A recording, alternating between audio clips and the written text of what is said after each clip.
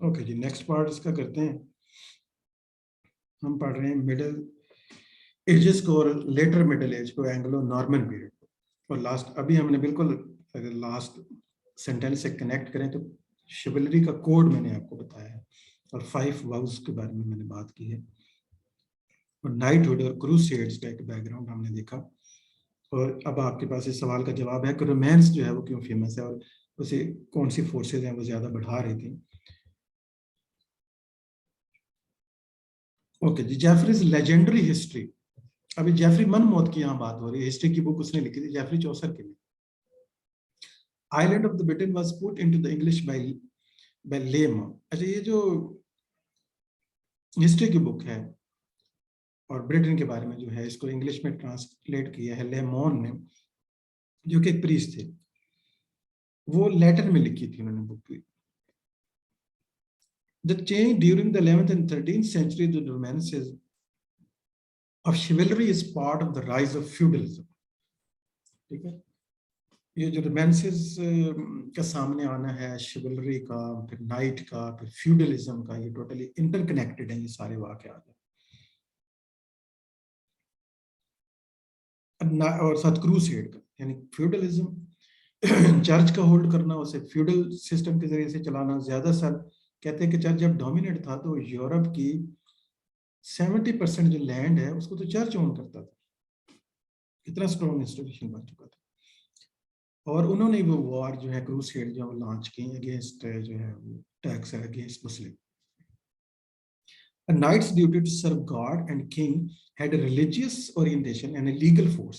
It was not just an honor code in literature. ये यकीनन एक पॉलिटिकल कोड था इसके पीछे।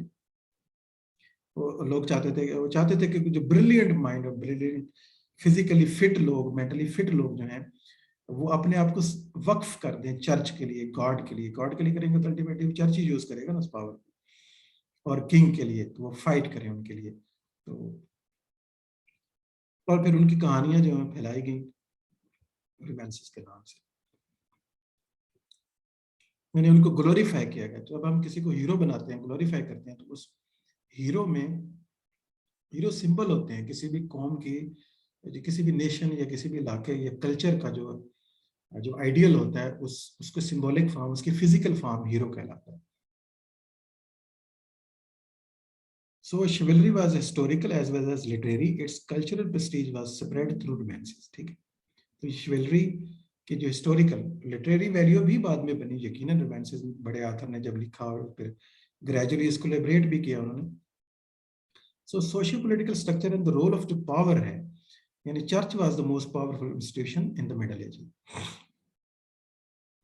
तो ये नेक्सस था किंग और चर्च के दरमियान, जो बाद में आप आज जो वेस्टर्न यूरोप देखते हैं ना, जब वो कहते हैं कि चर्च स्टेट को और रिलीजन को अलग करने की बात करते हैं, तो उसके पीछे देखिए सदियों की एक कहानी है जो उन्होंने सजा भुगती है ना। तो इस वजह से वो इस शिद्दत से इस बात के खिलाफ है। So romances were tales of adventurous and honourable deeds of war, specially at first जो है ना, वार के जो कारनामे थे ना नाइट के, उनको हीरो बना के ग्लोरीफाई किया जाता था। जैसे हमारे यहाँ भी वार और ये मैनिया फैलाया जाता है, इसका भी कोई पॉलिटिकल पर्पसेस होते हैं हमेशा।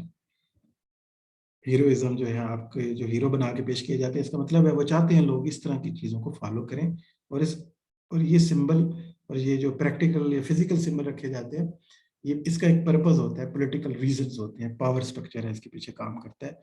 जैसे जैसे आप और एजुकेशन लेंगे ना, फिर आपकी समझ डेवलप होती जाएगी इस मामले में। मिशेल फूको को अलबत्ता आप पढ़ सकते हैं अगर आप पावर और लैंग्वेज और स्टेट को देखना चाहते हैं। Romances were tales of adventurous and honourable deeds of the war पहले नजर में, but later on some poets, some शरारती पोएट्स जो हैं आप कह लें अब यहाँ पे, तो पॉलिटिकल चीज एक यूज हो रही है उस पर्पस के साथ, माशरे के अंदर फैलाई गई है। लेकिन some poets narrates about knights who fought to defend ladies. ठीक है, अब यहाँ पे लिटरेचर देखो लिबरेट कर रहा है खुद को पॉलिटिकल यूज से। तो कुछ शायरों ने क्या किया कि ऐसी नाइट की कहानियां लिखी जो कोड तो फॉलो करते थे, चलो बैकग्राउंड वही रख के, but they fought for, not for church या not for church, not for God, but ladies. defend ladies are fought for ladies.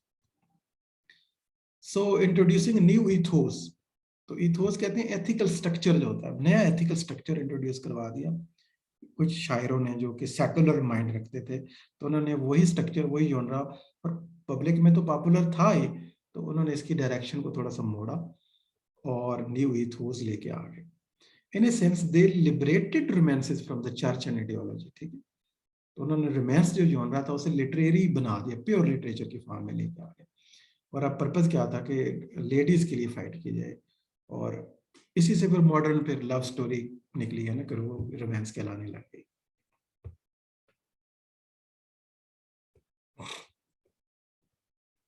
Okay, the French rulers ruling the conquest, enjoying the romances of the antiquity about Thebes, Aeneas, Troy and Alexander.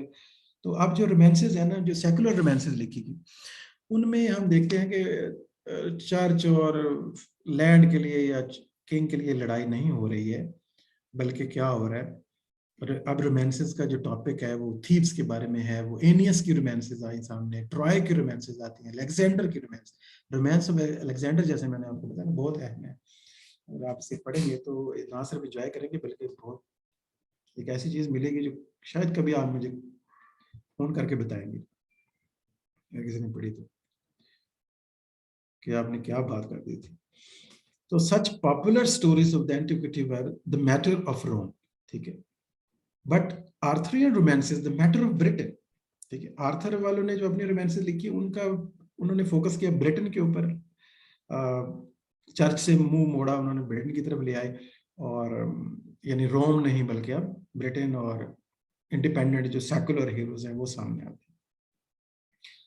और जो इसमें mixture देखते हैं, sir आर्फियो की romance मैंने शायद दी भी है इसके अंदर, आज मैं सिलेक्ट कर रहा था जब टॉपिक आपके लिए, रोमांस ऑफ द ऑर्फियस. अब देखिए ऑर्फियस का जो है कैरेक्टर है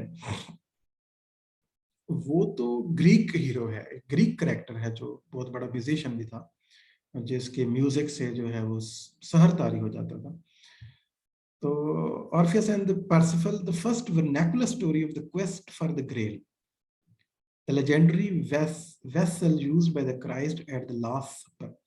ठीक है, अब यहाँ पे एक वर्ड ग्रेल आ गया, होली ग्रेल का एक कॉन्सेप्ट है. Grail is a cup used by the Christ, जो हजरत ईसा ने आखिरी जो खाना खाया था ना अपने अपोस्टल्स के साथ, तो जो उन्होंने आखिरी दफा वो पानी पिया, या कुछ कहते हैं वाइन पी, या जैसे भी आप कहें, तो क्राइस्ट ने, हजरत ईसा ने जो वो कप यूज किया था वो बाद में एक मिथ बन गया, और उस कप की तलाश की गई बाद में, होली ग्रेल उसे कहा जाता है, कि जिसके पास वो होता है तो उसकी किस्मत जाग जाती है, या उसके साथ काफी मिथ्स एसोसिएट हो गई. तो अब क्या सर ऑर्फियो जो है ना, अब सर लग गया, गौर करने वाली बात है. सर तो नाइट के साथ लगता है, और वो इंग्लिश लोग होते हैं, क्रिश्चियन नाइट होते हैं, लेकिन ऑर्फियस को ऑर्फियो, सर ऑर्फियो बना दिया है. ग्रीक स्टोरीज को लेकर उनको जो है ना ट्रांसफॉर्म किया गया रोमांसेस के अंदर. तो the most skilful and the magical early romance जो है सर ऑर्फियो है. The Greek Orpheus and Eurydice become English. ठीक है, उनको अंग्रेज कर दिया उन्होंने, जो बेचारे ग्रीक थे. जो ऑर्फियस था बेचारा सर ऑर्फियो बन गया. तो Greek Orpheus becomes Sir Orpheus. Sir Orpheus is a lord in Winchester. He loses Dame Herodes to a fairy king who abducts her from her orchard to a Celtic underworld. जो underworld है वो भी ले जाता है, underworld में हेडिस लेके चला जाता है यूरिडाइसी को. तो ऑर्फियस जो है वो फिर अपनी म्यूजिक की पावर से अंडरवर्ल्ड में जाता है और उसको वापस लाने की कोशिश करता है. तो यहाँ सर ऑर्फियो जो है उसको एक फेरी किंग उसकी वाइफ को अबडक्ट कर लेता है, और सेल्टिक अंडरवर्ल्ड, अब सेल्टिक लैंड है ना ये सारी, इस तरफ वो लेके जाता है. After 10 years grieving in the wilderness, 10 साल दुख झेलने और दर बदर की ठोकने खाने के बाद ऑर्फियो जो सर ऑर्फी है, अब ये एक लेडी के लिए फाइट करने. ठीक है, देखें एक सेकुलर एक रोमांस है, और किस तरह ग्रीक जो है वो हीरो इन्होंने ले लिया बजाय इस वाला, उसको चेंज किया और इसे सेकुलर थीम बना दिया. कैरेक्टर मिक्सर देखिएगा यहाँ पे. Follow with fairy hunt through a hill side into the underworld where he wins back Heurodis जो उसकी वाइफ है हेरोडिस, विद हिज हार्पिंग, उसी तरह बिल्कुल थीम वही है सारा, कैरेक्टरिस्टिक्स भी वही हार्पिंग से, म्यूजिक की पावर से उसको विन करते हैं. And in the recognition and the reunion, Orfeo and his queen are joyfully restored to the throne. The romance is a lasting legacy of the Middle Ages. बड़ी खूबसूरत romance है, जो इसको प्रेजेंट करेंगे फर्दर, इस पे वो बात करेंगे सारा ऑर्फियो की जो रोमांस है. और इसकी इसमें जो नॉर्मल रोमांस, ये सेकुलर रोमांस भी है, वो कैसे है ये भी आपको आइडिया हो चुका होगा.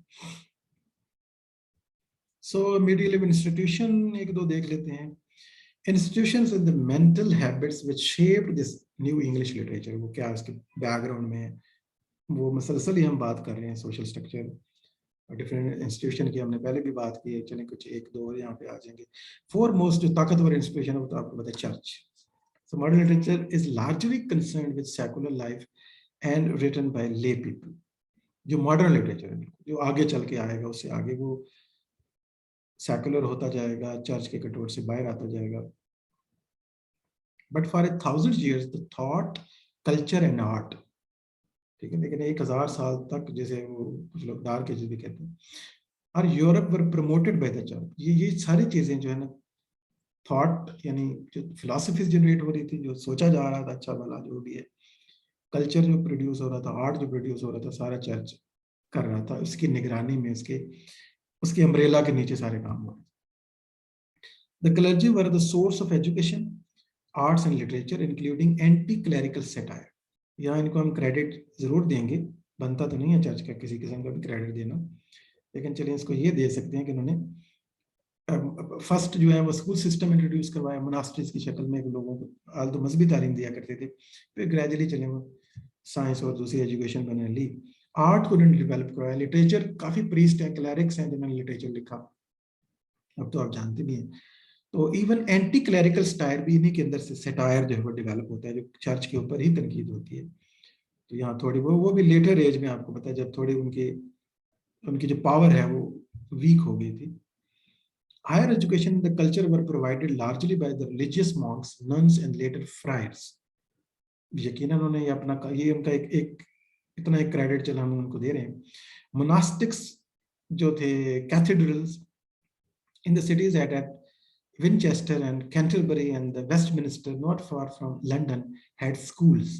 ठीक है, तो उन्होंने स्कूल सिस्टम जो है वो डेवलप किया था, मदरसा टाइप जैसे होते हैं. From the 12th century, intellectual initiative began to pass from these schools to the universities. At universities in Paris, for example, बनी है ला सोर्बोन जो यूनिवर्सिटी है. ला सोर्बोन ये फ्रांस की सबसे कदीम यूनिवर्सिटी है, 1160 के करीब बनी थी. ऑक्सफोर्ड फाउंडेड इन, सी जब लिखा होता है ना, सी का मतलब होता है नहीं पता, एग्जैक्ट डेट का नहीं आइडिया होता, तो फिर अंदाजा लगाने वाली जो डेट होती है, सरकार से कहते हैं. 1167 and the teachings of the fathers and the doctors of the church were modified by the new learning. There was in the 12th century a revival of the classical learning and the new systematic thinking about God, man, civil society and the universe. यानी renaissance भी start होता है Italy के अंदर. वो हमारा next मौजू बनेगा, तो इस पे बात जरूर करेंगे. Aristotle, whose works came into the Europe by Spain, translated from Arabic translations, the scholastic dealt with the problem of theology and the philosophy of ontology and epistemology of the mind and the language. तो उनके जो सारे वर्ग, ये Renaissance इसी वजह से start होता है. ये सारी ट्रांसलेशन जब इन तक पहुंचती हैं फिलोसफिकल जो है, यहाँ आपको अगर कोई हैवी टर्म महसूस हो रही है तो कोई बात नहीं, आप मुझसे बाद में पूछ भी सकते हैं, और नहीं तो ये कुछ नहीं, जरूरी नहीं है, हम सिर्फ बैकग्राउंड सेट कर रहे हैं. आपको लिटरेचर के वर्क सही आने चाहिए. Much of the best English writing was wholly religious, such as that of the mystic Julian of Norwich or the William Langland's Piers Plowman. Medieval drama, much medieval lyric was created to spread gospel to the laity. उनका अक्सर मकसद तो वो gospel और religious messages ही होते थे, और चाहे वो लिरिक बना रहे हो, चाहे वो ड्रामा यूज कर रहे हो, और कुछ रिलीजियस पोइट्री जो है वो जूलियन ऑफ नॉर्विच, जैसे हमने पहले भी मेंशन किया, फीमेल का. Clerical thinkers, usually academics, gave philosophy priority over poetry. A priority challenge later at the renaissance में ये चैलेंज हो जाती है। और वहाँ पे फिलोसफी और हिस्ट्री की बहुत ज़्यादा अहमियत थी, पोइट्री को इतनी इंपॉर्टेंस नहीं दी जाती थी। इसी वजह से आपने वो बुक पढ़ी होगी, अपॉलॉजी फॉर पोइट्री में फिलिप सिडनी, आगे रेनेसां में वो लिखेंगे। और उस बुक के अंदर जो है एतराज़ात के जवाब तो देते हैं, साथ साथ वो पोइट्री और हिस्ट्री का कंपैरिजन करते हैं, पोइट्री और फिलॉसफी का कंपैरिजन करते हैं, और कहते हैं कि पोइट्री जो है वो फिलॉसफी से भी बेटर है और हिस्ट्री से भी बेहतर है, और इसको वो साबित करते नजर आते हैं वहाँ के ऊपर। उसकी यही वजह थी कि ये मिडिल एजेस के अंदर भी, और फिर आगे चल के हम प्योरिटनिज्म में भी वही ट्रेंड देखेंगे कि वो समझते थे कि फिलॉसफी बेहतर है, पोइट्री में वक्त क्या ज़ाया करना, या हिस्ट्री पढ़ ली जाए। कैम्ब्रिज जो है इसके साथ यूनिवर्सिटी है, वो तकरीबन 100 साल बाद, ऑक्सफोर्ड के 100 साल तकरीबन बाद बनी है 1209 में, and granted a royal charter by the King Henry III in 1231. Cambridge is the second oldest university in the English speaking world and the world's fourth oldest surviving university.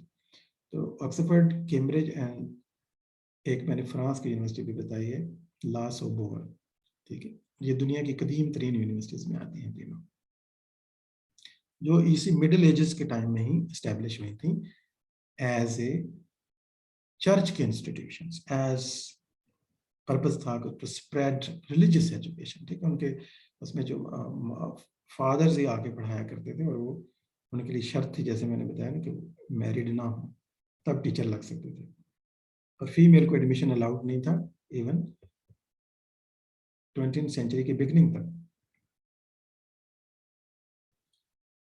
अब हम बात हैं कि इसमें प्रोज जो है वो तख्लीक जो क्या किया गया। अब हम वर्क्स की तरफ स्पेशली आ रहे हैं।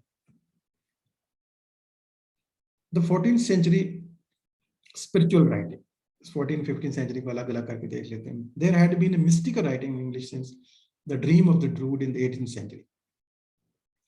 जूलियन ऑफ नॉर्विच का भी हमने बात की। Julian of Norwich is the finest English spiritual writer before George Herbert. George Herbert तो आगे आएंगे प्यूरिटन एज के अंदर, एक स्पिरिचुअल राइटर थे वो भी, तो उन्हीं के ट्रेंड की थी। And the first great writer of English prose, prose के जो बेस्ट राइटर शुरू में कहा जाए, थोड़ी मिस्टिक इन्होंने काम किया, जूलियन ऑफ नॉर्विच।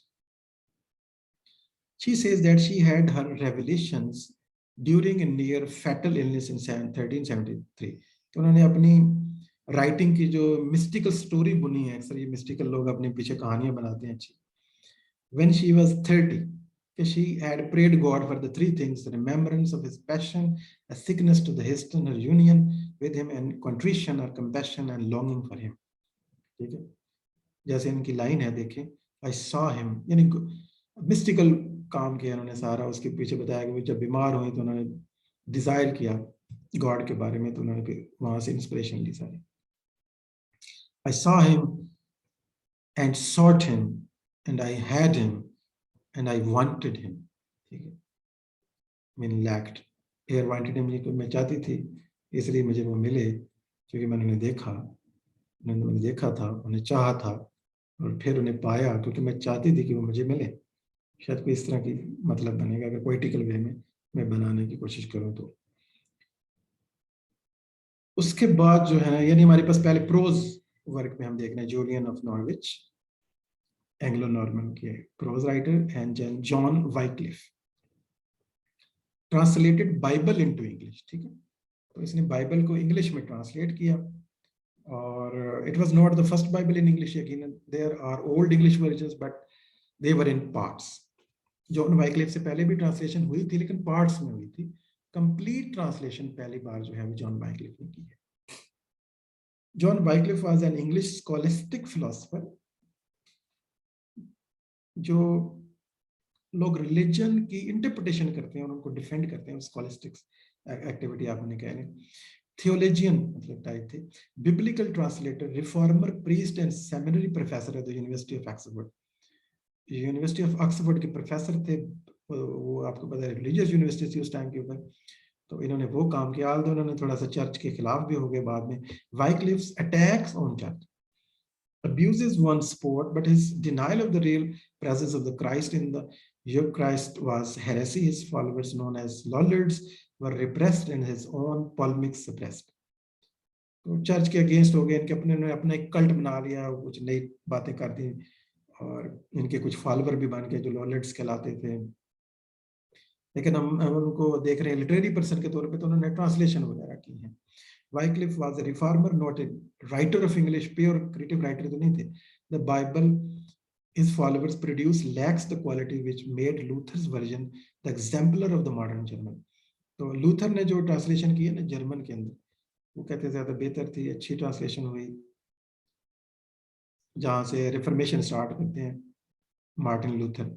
बड़े इंपॉर्टेंट नाम है मार्टिन लूथर, पूरा नाम लिख लेते हैं। लेकिन ये किरदार आगे आएगा, don't worry about him.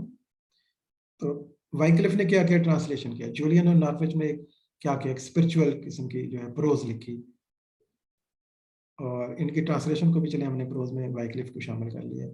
Secular pros भी कुछ किया गया, वो जो कि बाइबल की ट्रांसलेशन थी और पहले स्पिरिचुअल प्रोज लिखी जा रही थी।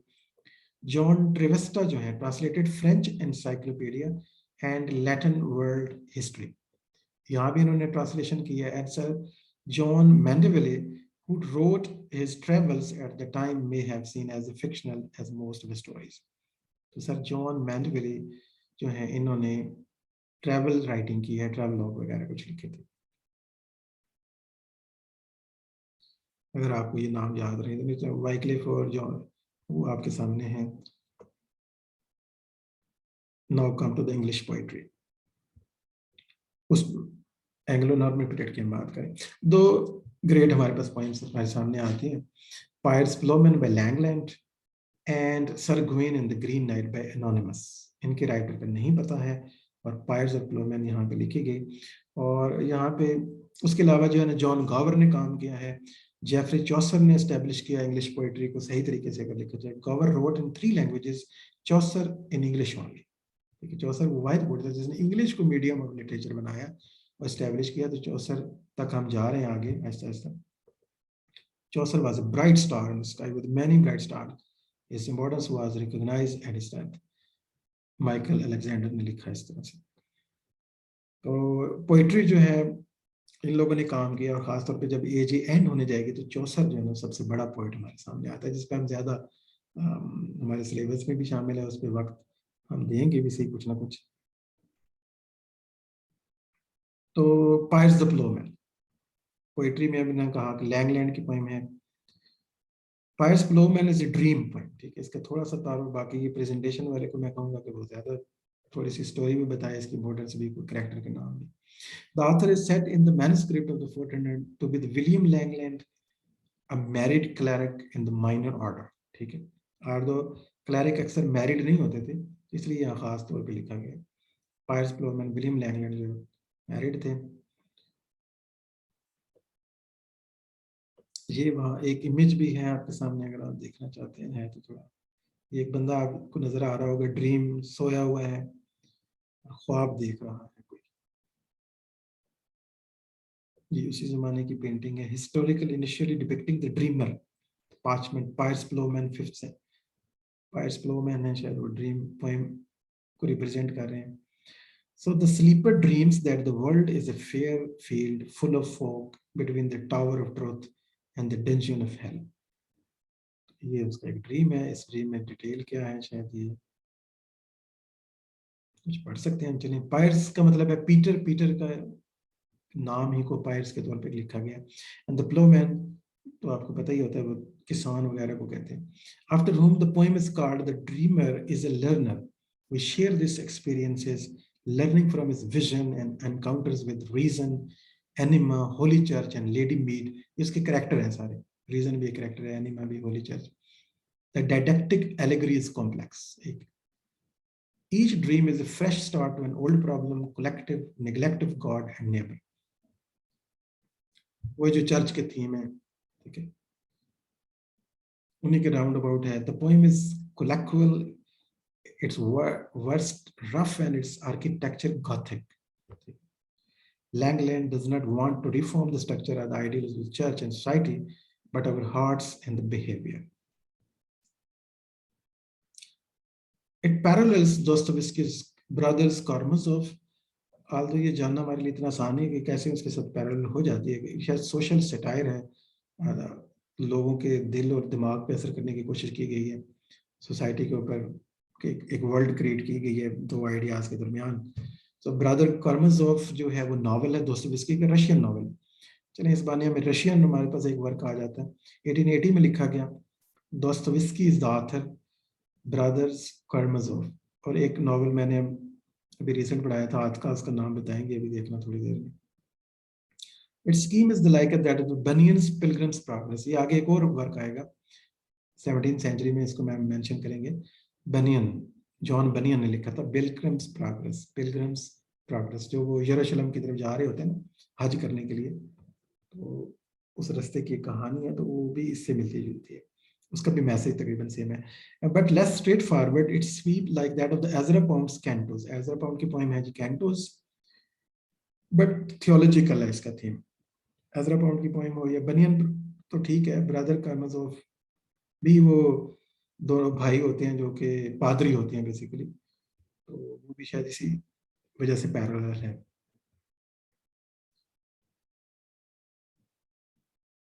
Sir Gawain and the Green Knight, ये पोएम भी इम्पोर्टेंट है। अभी जैसे पोइट्री की हमने 3-4 लेयर्स की बात की थी, तो clerical and romance tradition meet in Sir Gawain and the Green Knight. तो सही जो है वो क्लैरिकल थीम और ओरिजिनल जो लेटर ऑन जो रोमांस थीम जो ट्रांसफर होता है, दोनों मिक्स हो जाते हैं सर गोएन और ग्रीन नाइट के अंदर। फाइनेस्ट इंग्लिश वर्स रोमांस इसको कहा जाता है। वर्स रोमांस है, याद रखिएगा, ये वर्स में एक रोमांस तख्लीक की गई, यानी पोइट्री और रोमांस यहाँ मिक्स हो रहे हैं, और दो किस्म के थीम भी मिक्स हो रहे हैं, रिलीजन के और दूसरे। It has a typical romance opening, an outrageous challenge to the knights at the King Arthur's court. ठीक है, एक ग्रीन नाइट होता है जो ग्रीन कलर का और एक्स होता है उसके पास बड़ा सा, वो किंग आर्थर के दरबार में आता है। आर्थर जो है वो सेलिब्रेट करने जा रहा है क्रिसमस, ठीक है, ये दिसंबर का महीना है, 25 दिसंबर है, और वो आके चैलेंज करता है कि मेरे साथ कौन है जो लड़ेगा। राउंड टेबल में बैठा हुआ है। Challenge is accepted, and the knight of the round table rides forth on his quest, surviving adventures in the fearful final encounter to return to the Camelot a year later. तो sir गोएन जो है ना वो हामी भरते हैं, आगे बढ़ते हैं, चैलेंज कबूल करते हैं। फिर क्या होता है, ग्रीन नाइट कहता है कि मेरे पर वार करो तुम एक, और फिर उसके बदले में मैं भी एक वार करूंगा। तो अब इनका क्या बनता है ये मैं अभी चाहता हूँ कि बाद में आप देखें। The themes of the prowess and the gallant conductors combined with that of the grail quest and chastity, mix किया है ग्रेल क्वेस्ट का आइडिया, चैस्टिटी का, नाइटहुड की जो स्टोरी है, और फिर उसे थोड़ा सेकुलर भी ले गए, और वर्स में भी है, और फिर रोमांस भी है।